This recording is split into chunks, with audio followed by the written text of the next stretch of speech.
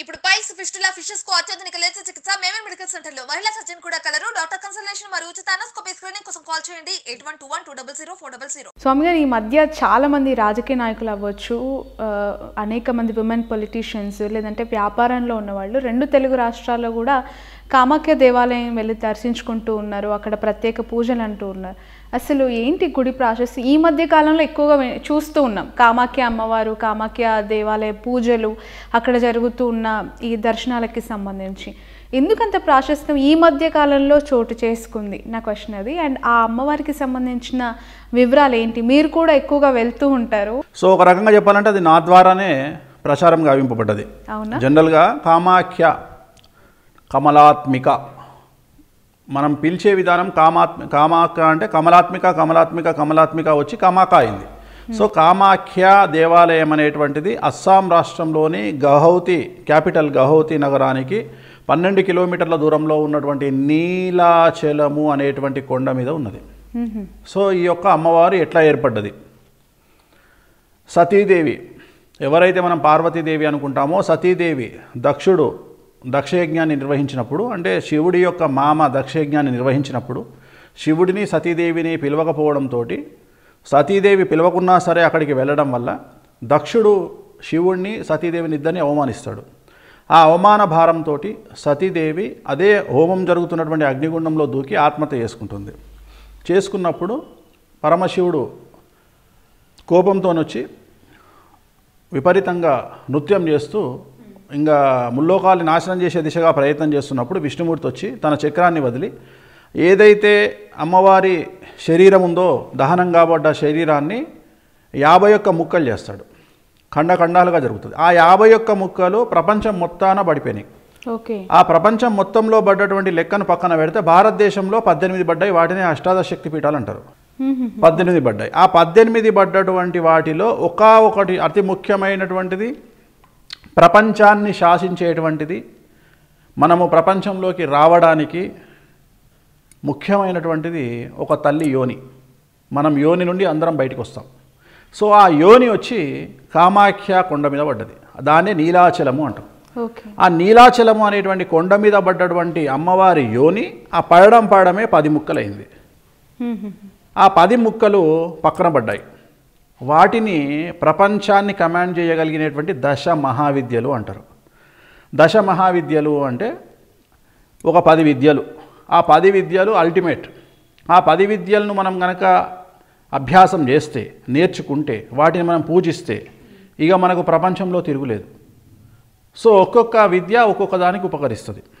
రాజశ్యామల మనం విన్నాం. తెలంగాణ ముఖ్యమంత్రి కేసీఆర్ గారు ముఖ్యమంత్రి కావాలనుకున్నప్పుడు ఆ పూజ చేస్తారు.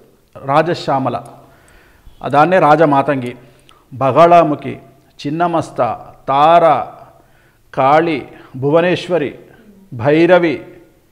సో ఇవన్నీ కూడా అమ్మవారికి సంబంధించినటువంటి 10 మహావిద్యలు, 10 విద్యలు.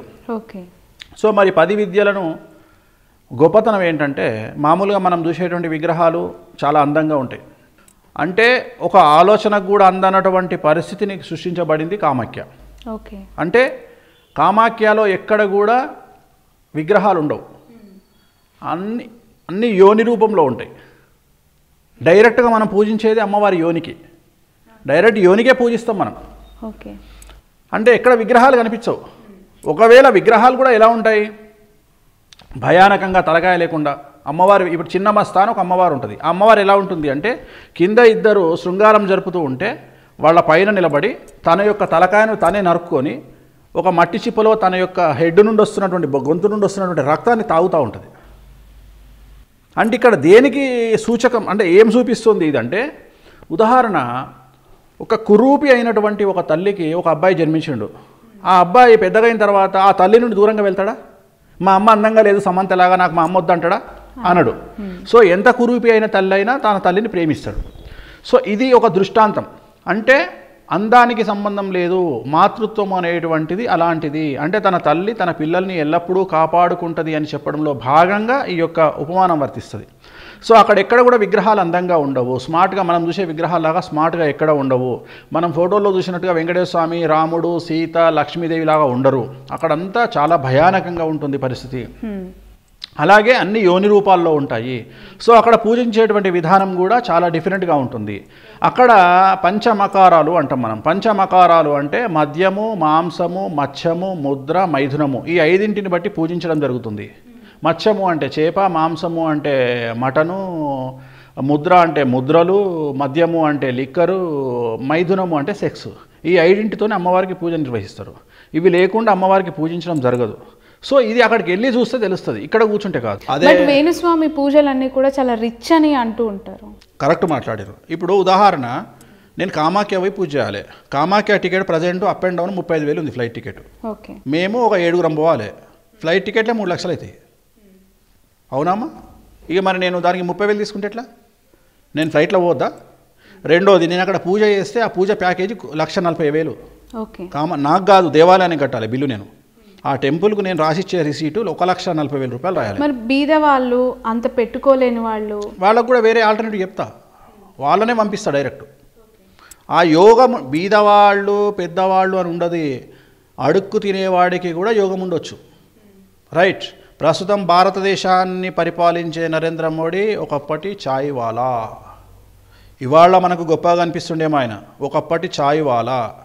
ఇవాళ తెలుగు రాష్ట్రాన్ని పాలిస్తున్నటువంటి కేసీఆర్ గారు ఎంత బీద కులస్తుడో, అంటే బీద కులస్తుడు అంటే నెరీ ఇప్పుడున్నంత రిచ్ కాదు, ఒక నార్మల్ వ్యక్తి అనేది మనకు అందరికీ తెలిసిందే. సో ప్రపంచాన్ని శాసించే వాళ్ళందరూ కూడా బీదోళ్ళే ఉంటారు, గుర్తుంచుకోండి. ఎప్పుడే కానీ కింగు మేకర్లు వేరే, కింగులు వేరే. రైట్. రిలయన్స్ అంబానీ, అదానీలు, వీళ్ళందరూ, ముఖేష్ అంబానీలు, వీళ్ళందరూ వెనకాలండి చక్రం తిప్పుతారు తప్ప వాళ్ళు ఎప్పుడు ఎంపీలో ఎమ్మెల్యేలో గారు, గుర్తుంచుకోండి. వీళ్ళు బీదోళ్ళే ఎప్పుడు మంచి స్థాయికి వస్తారు, పెద్దోళ్ళు ఎప్పుడు వెనకాల ఉంటారు. ఎందుకంటే వాళ్ళు అన్నీ చూసి ఉంటారు కాబట్టి రాజకీయాలకు రావాల్సిన పని వాళ్ళకి లేదు. ఇప్పుడు చక్రం తిప్పుతున్న ఆదాని కానీ వీళ్ళందరూ అవసరమా? వీళ్ళందరూ వస్తారా? రారు. ఎందుకంటే వాళ్ళందరూ వెనకాతల నుండి చక్రం తిప్పుతారు. అట్లనే జాతకంలో యోగం ఉంటే బీద వాళ్ళే తోపులు అవుతారు. ఇవాళ ప్రతి ఒక్కళ్ళు, ఒకప్పుడు అంజన్ కుమార్ యాదవ్ అని ఒక మనిషి డైరెక్ట్గా ఎంపీ అయ్యాడు. రెండోది, ఒక జాతకం గురించి మాట్లాడాలంటే ఎమ్మెల్యేగా ఓడిపోయినటువంటి కిషన్ రెడ్డి ఇవాళ కేంద్ర మంత్రి. రేపు బీజేపీ కనుక తెలంగాణలో వస్తే ఆయనే ముఖ్యమంత్రి. అవునా? అంతకు మించిన లీడర్స్ కానీ బీజేపీకి ఉన్న క్యాడర్లు ఎవరు లేరా? అట్లా కాదు కదా, నేను జాతకాలు చూస్తా కదా. ఇప్పుడు నాకు క్యాడర్ లీడర్ నాకు అనవసరం. నేను ఏం చూస్తా అంటే రేపు తెలంగాణలో కాంగ్రెస్ పార్టీ గెలిస్తే ఎవరు సీఎం అవుతారు.